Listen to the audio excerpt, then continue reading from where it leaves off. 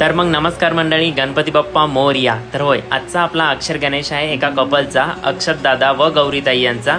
यांचे व्हिडिओ पण खूप छान असतात, मला तर फार आवडतात.